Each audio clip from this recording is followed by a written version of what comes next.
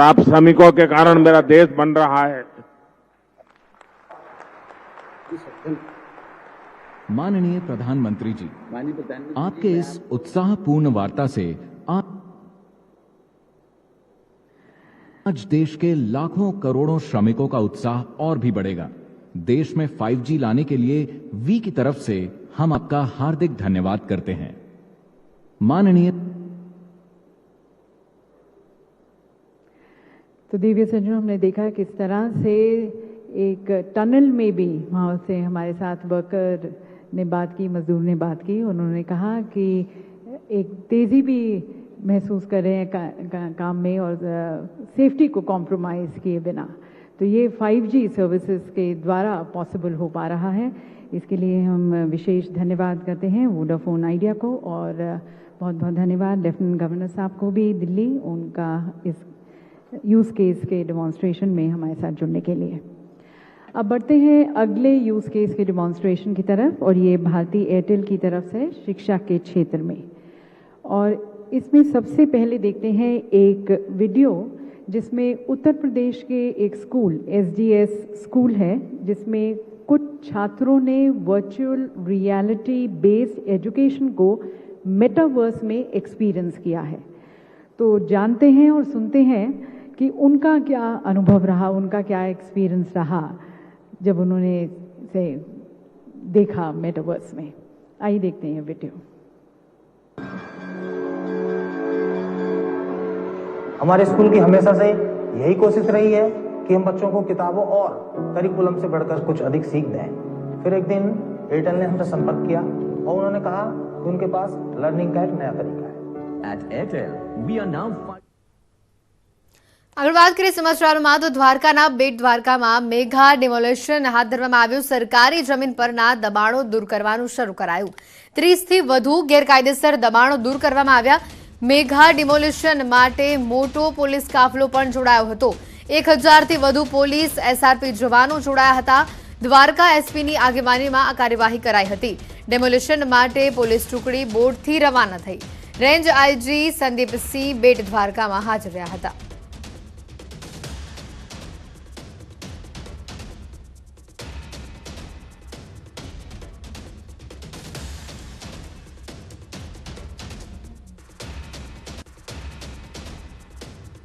બેટ દ્વારકામાં હાલ mega demolition શરૂ કરવામાં આવી છે। 1000 થી વધુ પોલીસ કર્મીઓ યાત્રાધામ બેટ દ્વારકામાં ગોઠવાઈ દેવામાં આવી છે। ન્યૂઝ 18 ગુજરાતી દ્વારા અત્યારે હાલ બોટ મારફત બેટ દ્વારકાના જે દરિયાઈ વિસ્તાર છે તેના દ્રશ્યો બતાવી રહી છે। હાલ બેટ દ્વારકામાં જે ધાર્મિક સ્થળો છે તે ધાર્મિક સ્થળોની આસપાસ જે દુકાનો છે તેમજ અન્ય 30 થી 40 જેટલા બાંધકામો છે તે વિશાળ પોલીસ કાફલા સાથે દબાણ દૂર કરવાની કામગીરી શરૂ કરવામાં આવી છે। મુકુંદ મોકરિયા, ન્યૂઝ 18 ગુજરાતી, દેવભૂમિ દ્વારકા।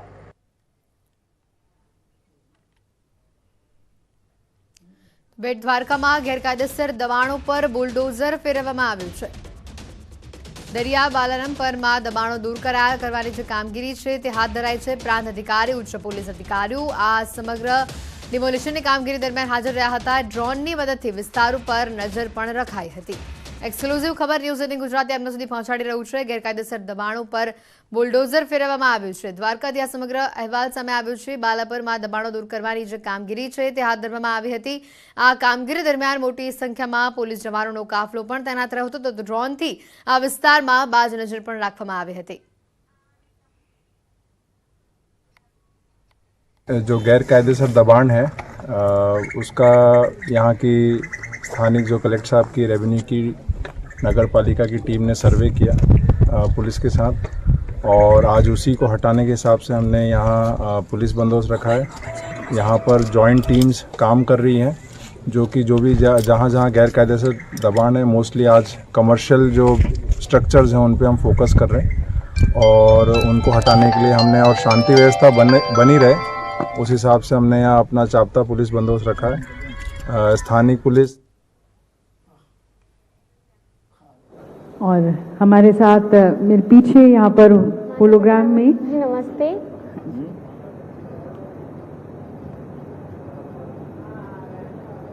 आप स्क्रीन पर भी देख सकते हैं।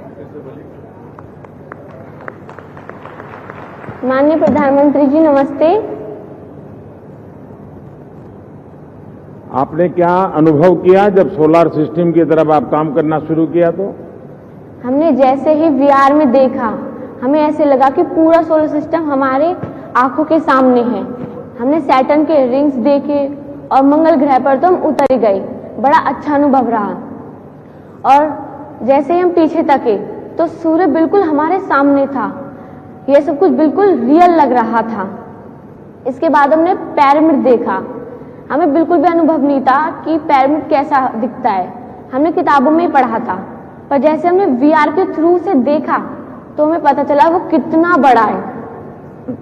अच्छा, आपको ये लग रहा है कि अब जितना आपने सीखा है, कभी जिन बच्चों ने इसे देखा नहीं है और आपको बताया जाए कि आज आपको 15 मिनट दे रहे हैं, आप बाकी बच्चों को आज पढ़ाओ, आप टीचर बन जाओ, जो आपने देखा है उसको आप उस ढंग से समझा सकती हो? हाँ सर। आपको विश्वास है कि बच्चे, बाकी जो स्टूडेंट हैं, तुम्हारे कलीग्स हैं, वे इस बात को समझ लेंगे भाई ये कि इसको तो इतना सारा आता है, इतना सारा सीख लिया है? हाँ ऐसा आप सर। उनको विश्वास दिला सकती हो? हाँ सर। और क्या इसका उपयोग हो सकता है? तुम्हें क्या विचार आता है ये सब देखने के बाद, करने के बाद तुम्हें क्या विचार आता है?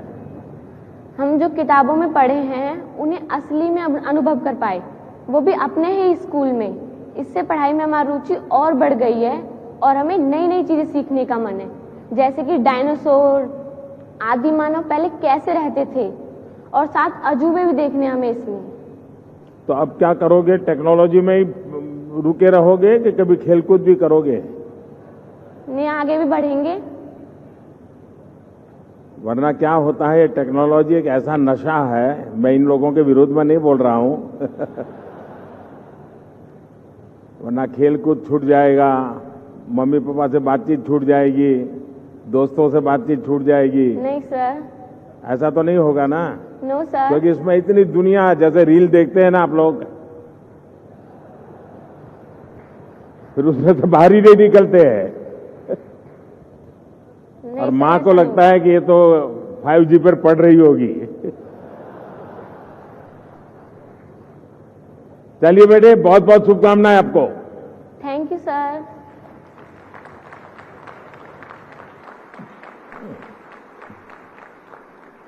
बहुत धन्यवाद माननीय प्रधानमंत्री जी। हमारे सभी बच्चों को बहुत प्रोत्साहित करने का भी और उनको उत्साहित करने का, प्रेरित करने का एक होलिस्टिक विकास की तरफ, ना केवल टेक्नोलॉजी की तरफ ध्यान दें पर खेल कूद भी पूरा बैलेंस करके रखें। And now, ladies and gentlemen, we are all very eagerly waiting to be led and guided by the most transformative and progressive leader this nation has seen.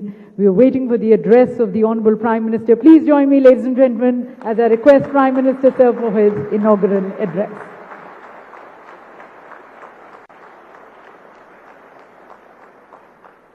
इस ऐतिहासिक अवसर पर उपस्थित मंत्रिमंडल के मेरे सहयोगीगण, देश के उद्योग जगत के प्रतिनिधिगण, अन्य महानुभाव, देवी और सज्जनों, ये समिट तो ग्लोबल है लेकिन आवाज लोकल है।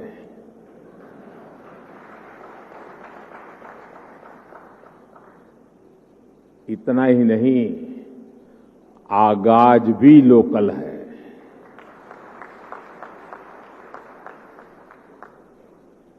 आज 21वीं सदी के विकसित होते भारत के सामर्थ्य का, उस सामर्थ्य को देखने का, उसके प्रदर्शन का एक विशेष दिवस है। आजादी के अमृत महोत्सव के इस ऐतिहासिक कालखंड में 1 अक्टूबर 2022 ये तारीख इतिहास में दर्ज होने वाली है।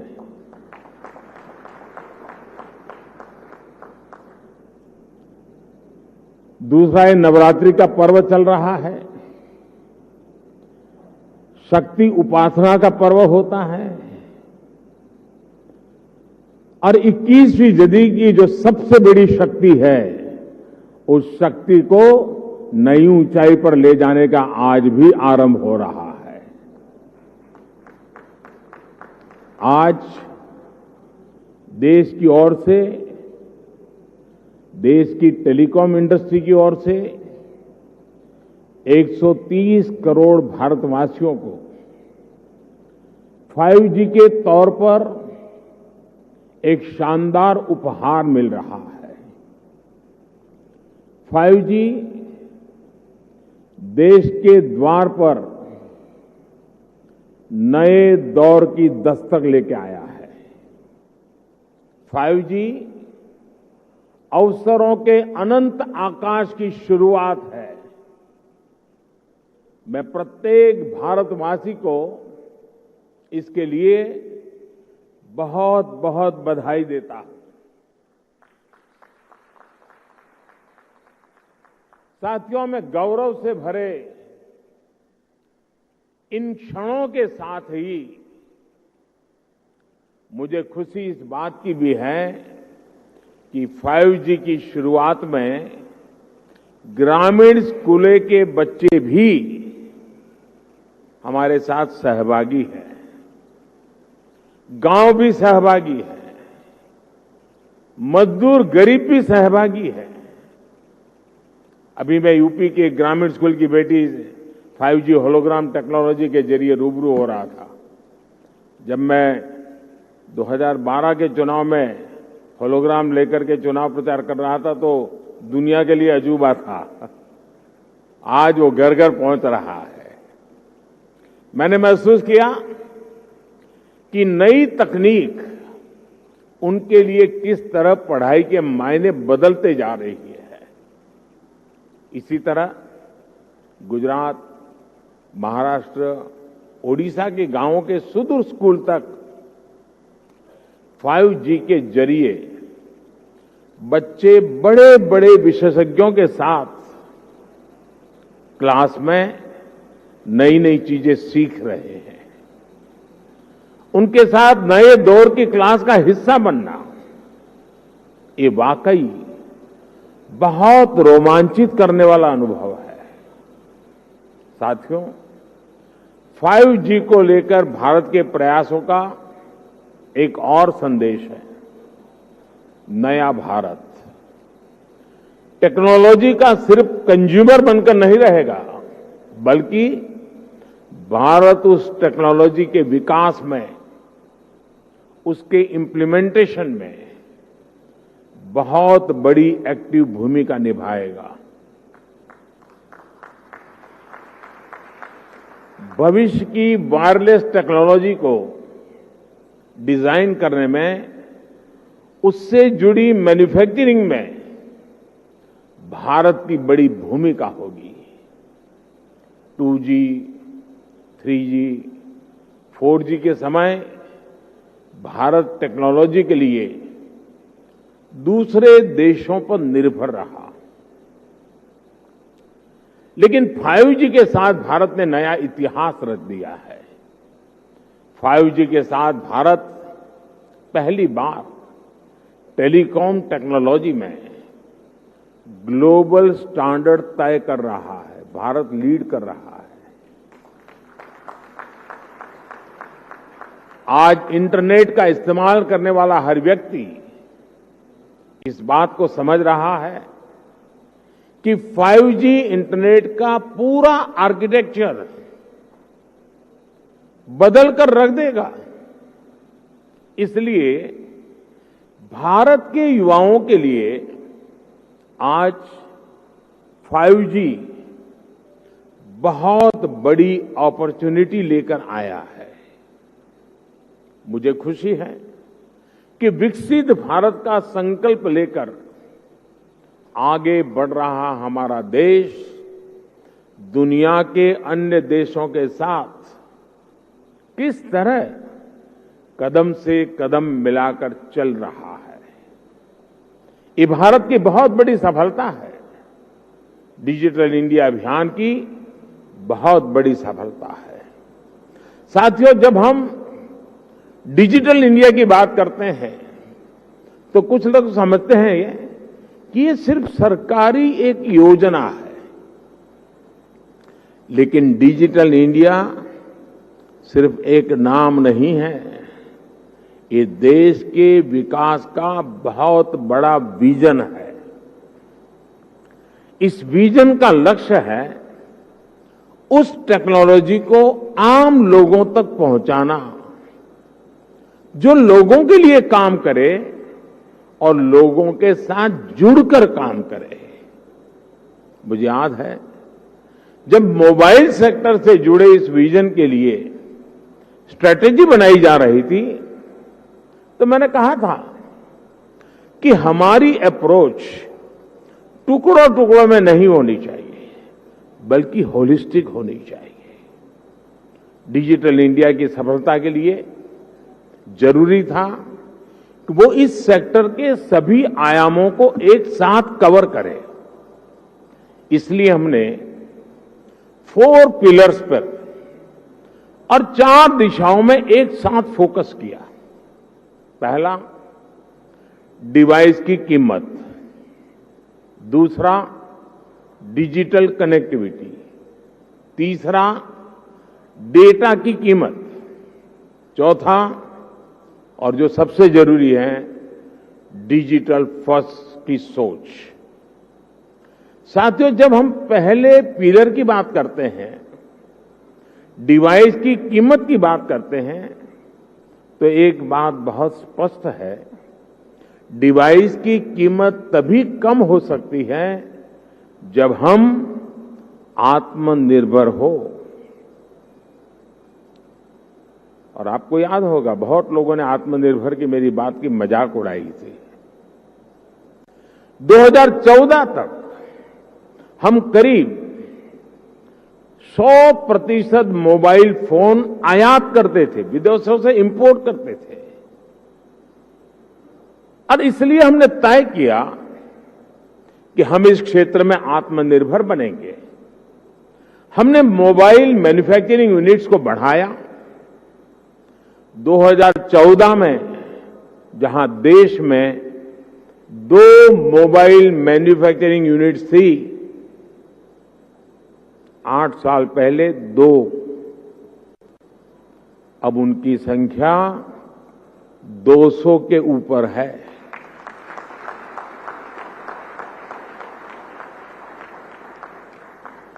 हमने भारत में मोबाइल फोन के उत्पादन को बढ़ाने के लिए इंसेंटिव दिए, प्राइवेट सेक्टर को प्रोत्साहित किया। आज इसी योजना का विस्तार आप पीएलआई स्कीम में भी देख रहे हैं। इन प्रयासों का नतीजा बहुत पॉजिटिव रहा।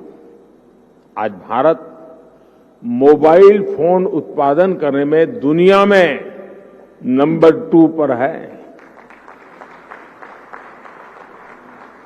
इतना ही नहीं, जो कल तक हम मोबाइल इंपोर्ट करते थे, आज हम मोबाइल एक्सपोर्ट कर रहे हैं, दुनिया को बेच रहे हैं।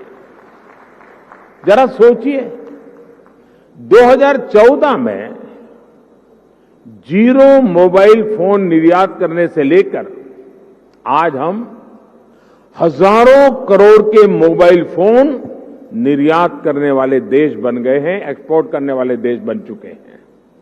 स्वाभाविक है, इन सारे प्रयासों का प्रभाव डिवाइस की कीमत पर पड़ा है। अब कम कीमत पर हमें ज्यादा फीचर्स भी मिलने लगे हैं। साथियों, डिवाइस कॉस्ट के बाद जो दूसरे पिलर पर हमने काम किया वो है डिजिटल कनेक्टिविटी का। आप भी जानते हैं कि कम्युनिकेशन सेक्टर की असली ताकत कनेक्टिविटी में है। जितने ज्यादा लोग कनेक्ट होंगे इस सेक्टर के लिए उतना अच्छा है। अगर हम ब्रॉडबैंड कनेक्टिविटी की बात करें तो 2014 में 6 करोड़ यूजर्स थे, आज इनकी संख्या बढ़कर 80 करोड़ से ज्यादा हो चुकी है। अगर हम इंटरनेट कनेक्शन की संख्या की बात करें तो 2014 में जहां 25 करोड़ इंटरनेट कनेक्शन थे, वहीं आज इसकी संख्या करीब करीब 85 करोड़ पहुंच रही है, 85 करोड़ पहुंच रही है। ये बात भी नोट करने वाली है कि आज शहरों में इंटरनेट यूजर्स की संख्या के मुकाबले हमारे ग्रामीण क्षेत्रों में इंटरनेट यूजर्स की संख्या तेजी से बढ़ रही है। और उसकी एक खास वजह है, 2014 में जहां देश में 100 से भी कम पंचायतों तक ऑप्टिकल फाइबर पहुंचा था, आज 1,70,000 से भी ज्यादा पंचायतों तक ऑप्टिकल फाइबर पहुंच चुका है। अब कहां 100 और कहां 1,70,000।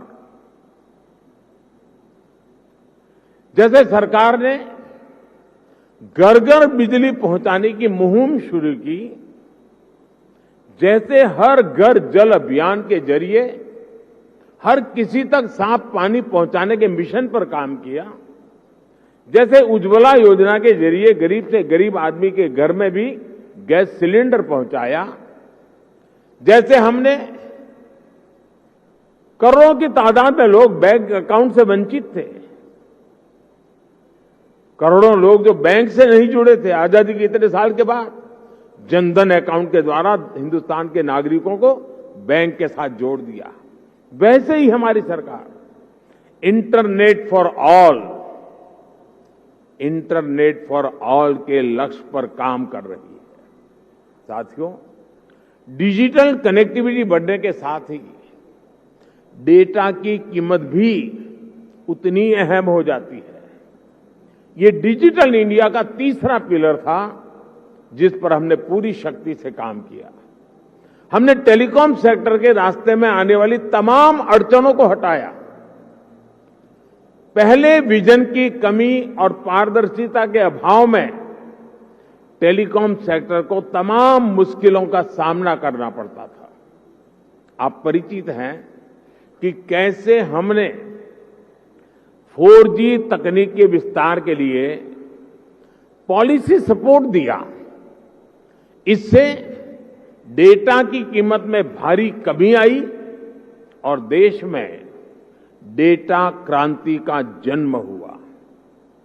देखते ही देखते ये तीनों फैक्टर, डिवाइस की कीमत, डिजिटल कनेक्टिविटी और डेटा की कीमत, इसका मल्टीप्लायर इफेक्ट हर तरफ नजर आने लगा।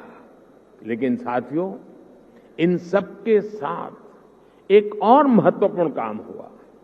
देश में डिजिटल फर्स्ट की सोच विकसित हुई। एक वक्त था जब बड़े बड़े विद्वान, एलिट क्लास, उसके कुछ मुट्ठी भर लोग, सदन के कुछ भाषण देख लेना, कैसे कैसे भाषण हमारे नेता लोग करते हैं, वे मजाक उड़ाते थे। उनको लगता था कि गरीब लोगों में क्षमता ही नहीं है, ये डिजिटल समझ ही नहीं सकते, संदेह करते थे। उन्हें शक था कि गरीब लोग डिजिटल का मतलब भी नहीं समझ पाएंगे। लेकिन मुझे देश के सामान्य मानवी की समझ पर, उसके विवेक पर, उसके जिज्ञासु मन पर हमेशा भरोसा रहा है।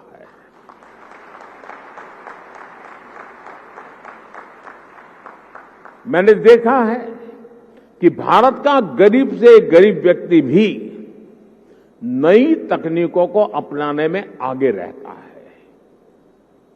और मैं एक छोटा अनुभव बताता हूं। शायद ये 2007-8 का कालखंड होगा या 9-10 का, मुझे याद नहीं है।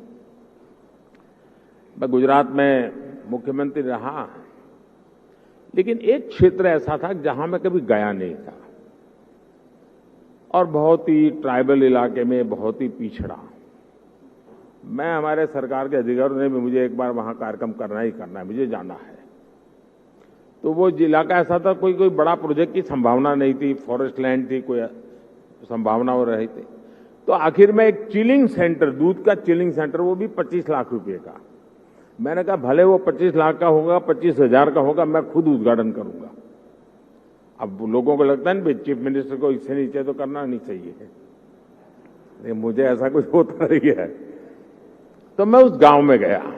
अच्छा, वहां हम एक पब्लिक मीटिंग करने के लिए भी जगह नहीं थी, तो वहां से 4 किलोमीटर दूर एक स्कूल का छोटा सा मैदान था, वहां पब्लिक मीटिंग ऑर्गेनाइज की। लेकिन जब वो चिलिंग सेंटर पे गया मैं, तो आदिवासी माताएं बहनें दूध भरने के लिए कतार में खड़ी थी।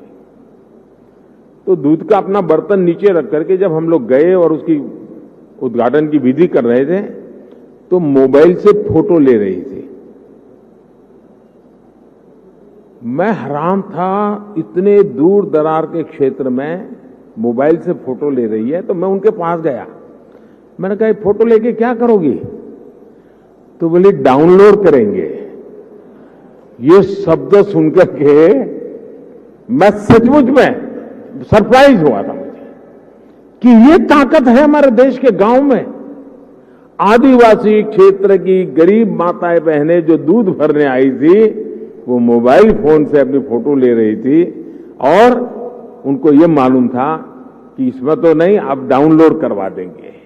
और डाउनलोड शब्द उनसे मुंह से निकलना, ये उनकी समझ शक्ति और नई चीजों को स्वीकारने के स्वभाव का परिचय देती है। मैं कल गुजरात में था, तो मैं अंबाजी तीर्थ क्षेत्र पे जा रहा था, तो रास्ते में छोटे छोटे गांव थे। आधे से अधिक लोग ऐसे होंगे जो मोबाइल से वीडियो उतार रहे थे, आधे से अधिक लोग। यानी हमारे देश की ये जो ताकत है, इस ताकत को हम नजरअंदाज नहीं कर सकते हैं। और सिर्फ देश के इलीट क्लास के कुछ लोगों को ही हमारे गरीब भाई बहनों पर यकीन नहीं था। आखिरकार हम डिजिटल फर्स्ट के अप्रोच के साथ आगे बढ़ने में कामयाब हुए। सरकार ने खुद आगे बढ़कर डिजिटल पेमेंट्स का रास्ता आसान बनाया। सरकार ने खुद ऐप के जरिए सिटीजन सेंट्रिक डिलीवरी सर्विस को बढ़ावा दिया। बात चाहे किसानों की हो या छोटे दुकानदारों की, हमने उन्हें ऐप के जरिए रोज की जरूरतें पूरी करने का रास्ता दिया। इसका नतीजा आज आप देख सकते हैं। आज टेक्नोलॉजी सही मायने में डेमोक्रेटिक हो गई है, लोकतांत्रिक हो गई है। आपने भी देखा है कि डिजिटल फर्स्ट की हमारी अप्रोच ने कोरोना वैश्विक महामारी के इस दौर में देश के लोगों की कितनी मदद की। दुनिया के बड़े बड़े विकसित देश जब अपने नागरिकों की मदद करने में संघर्ष कर रहे थे, खजाने में रुपये पड़े थे, डॉलर थे, पाउंड थे, सब था, यूरो था, लेकिन और देने का तय भी किया था, लेकिन पहुंचाने का रास्ता नहीं था। भारत एक क्लिक पर हजारों करोड़ रुपए मेरे देश के नागरिकों के खाते में ट्रांसफर कर रहा है।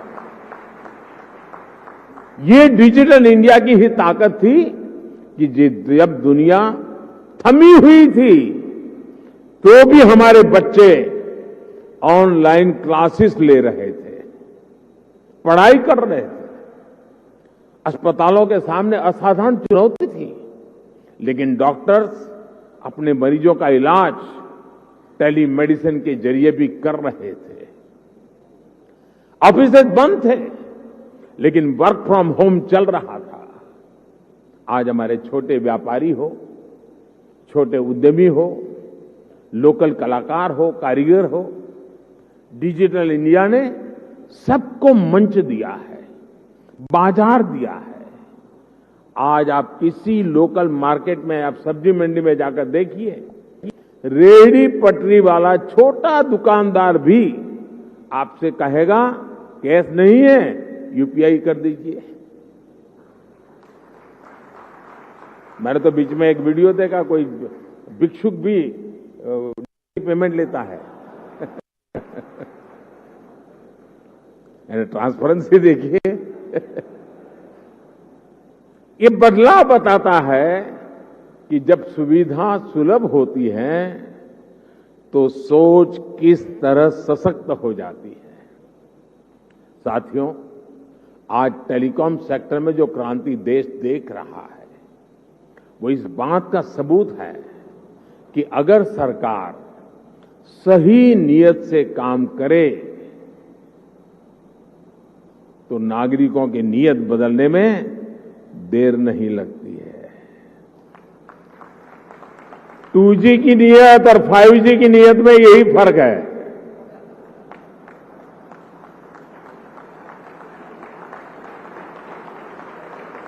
देर आए दुरुस्त आए।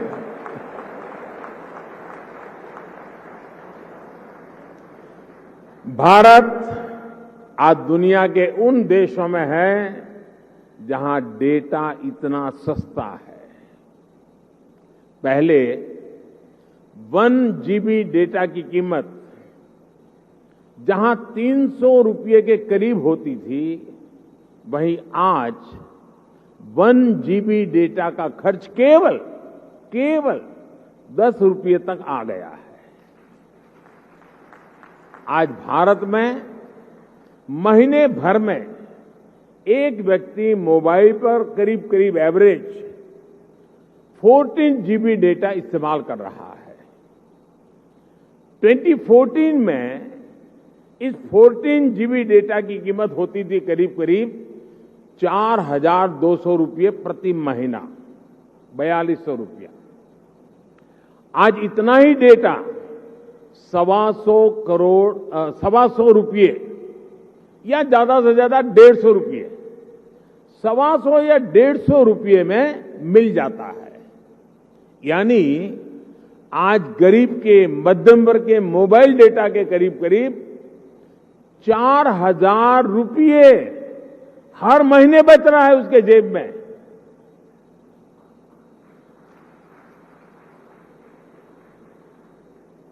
हमारी सरकार के इतने सारे प्रयासों से भारत में डेटा कीमत बहुत कम बनी हुई है। ये बात अलग है, 4,000 रुपया बचना कोई छोटी बात नहीं है हर महीना। लेकिन जब मैं बता रहा हूं तब आपको ध्यान में आया, क्योंकि हमने इसका हो हल्ला नहीं किया, विज्ञापन नहीं दिए, झूठे बड़े गपगोले नहीं चलाए। हमने फोकस किया कि देश के लोगों की सहूलियत बढ़े, ईज ऑफ लिविंग बढ़े। साथियों, अक्सर ये कहा जाता है कि भारत पहली 3 औद्योगिक क्रांतियों का लाभ नहीं उठा पाया, लेकिन मेरा विश्वास है कि भारत न सिर्फ चौथी औद्योगिक क्रांति का पूरा लाभ उठाएगा, बल्कि उसका नेतृत्व भी करेगा। और विद्वान लोग तो कहने लगे हैं कि ये भारत का दशक नहीं, ये भारत की शताब्दी है। ये डेकेड नहीं, सेंचुरी है। भारत ने किस तरह 4G आने के बाद टेक्नोलॉजी की दुनिया में ऊंचाई छलांग लगाई है, इसके हम सभी साक्षी हैं। भारत के नागरिकों को जब टेक्नोलॉजी के समान अवसर मिल जाते हैं तो दुनिया में उन्हें कोई पछाड़ नहीं सकता। इसलिए आज जब भारत में 5G का लॉन्च हो रहा है तो मैं बहुत विश्वास से भरा हुआ हूं दोस्तों। मैं दूर का देख पा रहा हूं और जो सपने हमारे दिल दिमाग में चल रहे हैं उसको अपनी आंखों के सामने हम साकार होते देखेंगे। हमारे बाद वाली पीढ़ी देखेगी, ऐसा काम होने वाला नहीं है, हम ही हमारे आंखों के सामने देखने वाले हैं। ये एक सुखद संयोग है कि कुछ सप्ताह पहले ही भारत विश्व की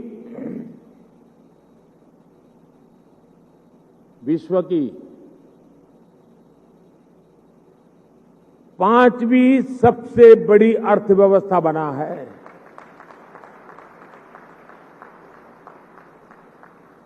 और इसलिए ये अवसर है हमारे युवाओं के लिए जो 5G टेक्नोलॉजी की मदद से दुनिया भर का ध्यान खींचने वाले इनोवेशंस कर सकते हैं। ये अवसर है हमारे एंटरप्रेन्योर्स के लिए जो 5G टेक्नोलॉजी का इस्तेमाल करते हुए अपना विस्तार कर सकते हैं। ये अवसर है भारत के सामान्य मानवी के लिए जो इस टेक्नोलॉजी का इस्तेमाल करते हुए अपनी स्किल्स को सुधार सकता है, अपस्किल्स कर सकता है, रीस्किल्स कर सकता है, अपने आइडियाज को सच्चाई में बदल सकता है। साथियों, आज का ये ऐतिहासिक अवसर एक राष्ट्र के तौर पर, भारत के एक नागरिक के तौर पर हमारे लिए नई प्रेरणा लेकर आया है। क्यों ना हम इस 5G टेक्नोलॉजी का उपयोग करके भारत के विकास को अभूतपूर्व गति दें। क्यों ना हम इस 5G टेक्नोलॉजी का इस्तेमाल करके अपनी अर्थव्यवस्था को बहुत तेजी से विस्तार दें। क्यों ना हम इस 5G टेक्नोलॉजी का इस्तेमाल करके अपनी प्रोडक्टिविटी में रिकॉर्ड वृद्धि करें। साथियों, इन सवालों में हर भारतीय के लिए एक अवसर है, एक चुनौती है, एक सपना है और एक संकल्प भी है। मुझे पता है कि आज 5G की इस लॉन्चिंग को जो वर्ग सबसे ज्यादा उत्साह से देख रहा है वो मेरा युवा साथी है, मेरे देश की युवा पीढ़ी है। हमारी टेलीकॉम इंडस्ट्री के लिए भी कितने ही बड़े अवसर इंतजार कर रहे हैं। रोजगार के कितने ही नए अवसर बनने जा रहे हैं। मुझे विश्वास है हमारी इंडस्ट्री, हमारे इंस्टीट्यूट्स और हमारे युवा मिलकर इस दिशा में निरंतर काम करेंगे। और अभी जब मैं काफी समय पूरा जो एग्जीबिशन लगा है उसको समझने का प्रयास करता था। मैं कोई टेक्नोलॉजी का विद्यार्थी तो नहीं हूं, लेकिन समझने की कोशिश कर रहा था। ये देख करके मुझे लगा है कि मैं सरकार में तो सूचना करने वाला हूं कि हमारी सरकार के सभी विभाग, उसके सारे अधिकारी जरा देखें कहां कहां इसका उपयोग हो सकता है, ताकि सरकार की नीतियों में भी इसका असर नजर आना चाहिए। मैं देश के स्टूडेंट्स को भी चाहूंगा कि 5 दिन तक एग्जीबिशन चलने वाला है। मैं खास करके टेक्नोलॉजी से जुड़े स्टूडेंट्स से आग्रह करूंगा कि आप आइए, इसे देखिए, समझिए और कैसे दुनिया बदल रही है। और आप एक बार देखेंगे तो अनेक चीजें नई आपके भी ध्यान में आएगी, आप उसमें जोड़ सकते हैं। और मैं इस टेलीकॉम सेक्टर के लोगों से भी कहना चाहूंगा, मुझे खुशी होती थी जिस स्टॉल में मैं गया, हर कोई कहता था ये इंडिजीनियस है, ये आत्मनिर्भर है, ये हमने बनाया है। सब बड़े गर्व से कहते थे, मुझे आनंद हुआ। लेकिन मेरा दिमाग कुछ और चल रहा था।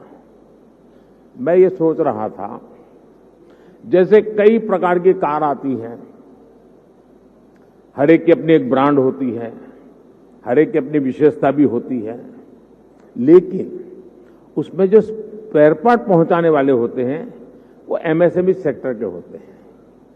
और एक ही एमएसएमई के एक फैक्ट्री वाला 6 प्रकार की गाड़ियों के स्पेयर पार्ट बनाता है, छोटे मोटे जो भी सुधार करने करे वो देता है।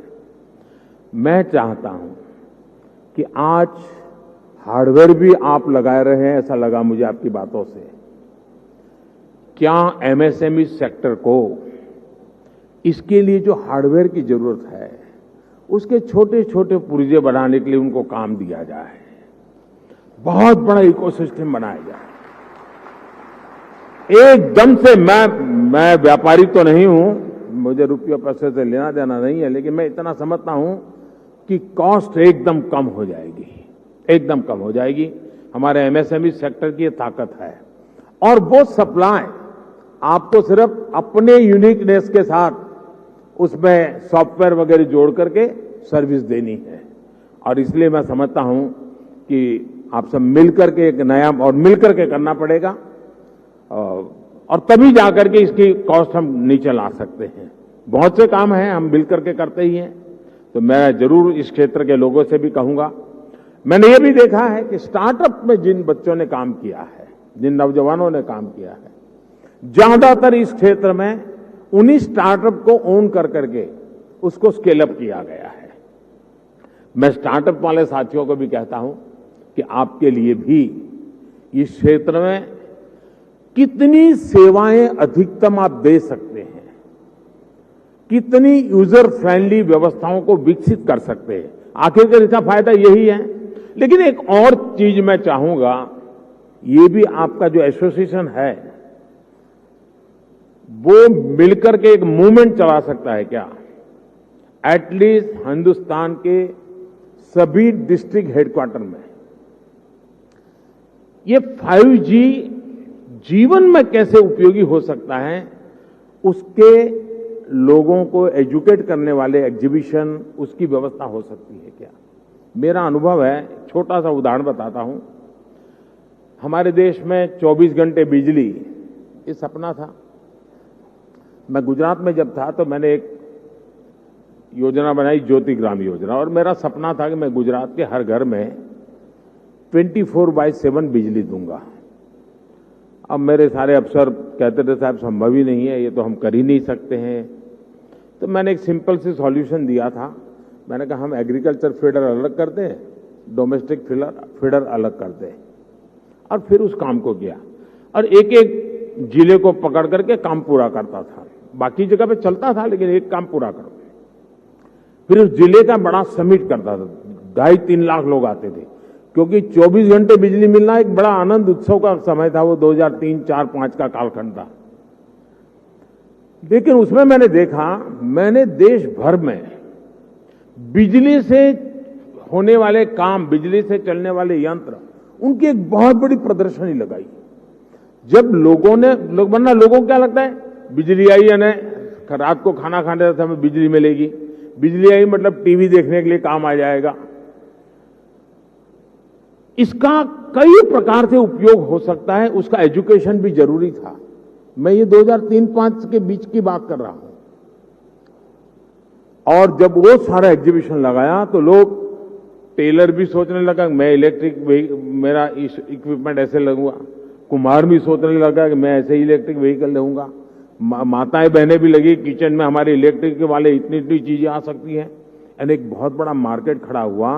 और बिजली का मल्टीपल यूटिलिटी जीवन के सामान्य जीवन में 5G भी उतना जल्दी, लोगों को लगेगा हाँ यार अब तो वीडियो बहुत जल्दी डाउनलोड हो जाता है, रील देखना है तो बहुत इंतजार नहीं करता है, फोन कट नहीं होता है, साफ सुथरी वीडियो कॉन्फ्रेंस हो सकती है, फोन कॉल हो सकता है। इतने से सीमित नहीं है, ये जीवन को बदलने वाली व्यवस्था के रूप में आ रहा है। और इसलिए मैं इस उद्योग जगत के मित्रों के एसोसिएशन को कहूंगा कि आप स्कूल, कॉलेज, यूनिवर्सिटी और हिंदुस्तान के हर डिस्ट्रिक्ट में जाकर के इसके कितने पहलू हैं, और आप देखिए वो लोग उसमें वैल्यू एडिशन करेंगे तो एक आपके लिए सेवा का काम भी हो जाएगा। और मैं चाहूंगा कि इस टेक्नोलॉजी जीवन में सिर्फ बातचीत करने के लिए या कुछ वीडियो देखने के लिए सीमित नहीं रहनी चाहिए, ये पूरी तरह एक क्रांति लाने के लिए उपयोग होना चाहिए। और हमें 130 करोड़ देशवासियों तक एक बार पहुंचना है, बाद में तो वो पहुंचा देगा, आप देख लीजिए, आपको टाइम नहीं लगेगा। अभी मैंने ड्रोन पॉलिसी अभी लाया था, आज कई खेतों में मैं देख रहा हूं वो ड्रोन से अपना दवाइयां छिड़काव का काम शुरू कर दिया, उन्होंने ड्रोन चलाना सीख दिया। और इसलिए मैं समझता हूं कि हमें इन व्यवस्थाओं की तरफ जाना चाहिए। और साथियों, आने वाले समय में देश निरंतर ऐसी टेक्नोलॉजीज का नेतृत्व करेगा जो भारत में जन्मेगी, जो भारत को ग्लोबल लीडर बनाएगी। इसी विश्वास के साथ आप सभी को मेरी बहुत बहुत शुभकामनाएं। एक बार फिर सभी देशवासियों को शक्ति उपासना के पावन पर्व पर शक्ति का एक बहुत बड़ा माध्यम 5G लॉन्च होने के लिए बहुत बहुत बधाई देता हूं। बहुत बहुत धन्यवाद। बहुत बहुत धन्यवाद माननीय प्रधानमंत्री जी। आपके संदेश, आपके विचारों ने हमेशा से सभी में एक नई ऊर्जा दी है, सपने देखने की, सपनों को साकार करने की एक हिम्मत दी है, कुछ कर गुजरने की एक हौसला दिया है, नामुमकिन को मुमकिन करने की एक जिद दी है, गति दी है। Thank you honourable prime minister sir for